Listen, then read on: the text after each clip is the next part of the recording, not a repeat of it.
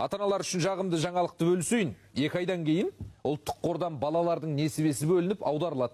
18-ге толғанға дейін инвестициялық табыстан түсіп отыратын ақшаның алғашқы бөлігі 1 ақпанда бұйырады екен. Оның мөлшері мұнай бағасы мен ұлттық банктің инвестициялық саясатына байланысты болады депті. Ал 2024-те 18-ге толатын жастарға бірдеңе бар ма? Гүлназия Жалғасқызы біледі.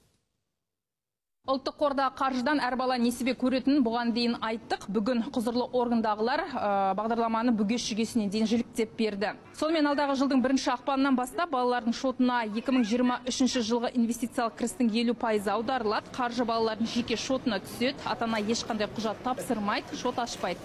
Бәрін үкімет өзі реттейді. Бір ескерерлігі жеке сәйкестендіру нөмірі, яғни ИИН дұрыс болу керек. Ата-аналарға өздерінің балаларының жеке сәйкестендіру нөмірінің болуы және оның егов порталында тіркелгенін тексеріп қойған жөн. Сол порталда кей кезде мысалы қазіргі кезде сәйкестендіру жұмысы жүріп жатқан кезде кейбір балалардың жеке сәйкестендіру нөмірі дұрыс болмай жатыр. Қаражат қолма-қол берілмейді, есеп қисапты онлайн ғана бақылайсыз. Балаңыз 18-ге толғанда бұл көмекті 2 керегіне ғана жұмсай алады. Баспананың бастапқы жарнасына немесе оқу орнының ақысын төлейді. Ақша доллармен аударылады, шешіп алар кезде сол сәттегі курспен ауыстырылады. Есеп қисапқа салсақ, бала 18 жасқа толғанда шотына 1,5 миллион теңге жиналады. Қаражат жылына 1 рет қана ақпан айында түсіп тұрады. Тағы бір маңызды тұсы, ақшаны шешіп алмайтын болса 10 жылға дейін сақталады. Артынша азаматтың зейнетақы шотына автоматты түрде аударылады. Бетін аулақ қылсын, егер де бала қайтыс болған жағдайда министрлік бұл мәселені де заңмен реттедік дейді.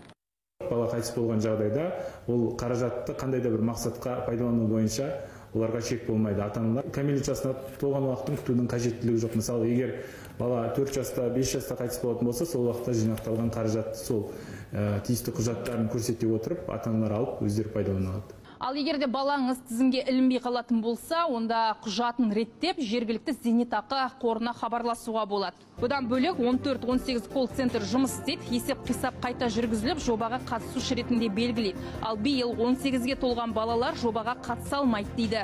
2024 жылы 18 жасқа толса, ол азаматтар бір төлем алады. Бұл төлем жылына 1 рет қана төленеді, бәр балаларға бірдей. Жасына, жынысына, ешқандай әлеуметтік жағдайларына қарамайды.